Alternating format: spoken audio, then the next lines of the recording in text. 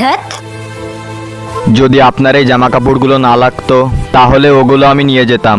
এটা তো তোমার দাদাকে জিজ্ঞেস করতে হবে।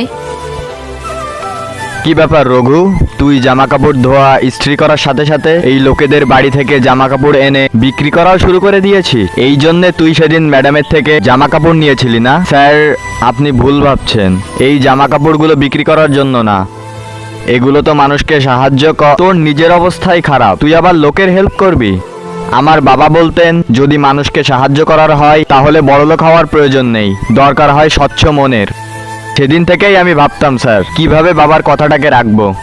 আমাদের নিজেদের পরিস্থিতিই খারাপ, আমরা কিভাবে অন্যের পরিস্থিতিকে ঠিক করব। স্যার, তারপর থেকে আমি ভেবে নিয়েছি যে আমি এইভাবেই প্রত্যেকের বাড়ি থেকে জামা কাপড় তুলবো, সেই গরিব মানুষদের মধ্যে জামা কাপড়গুলো বিতরণ করে দেব।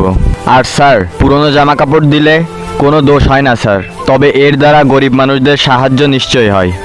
তারপর ছেলেটির এই সৎ কাজের জন্য একটি লাইক তো করা যেতেই পারে।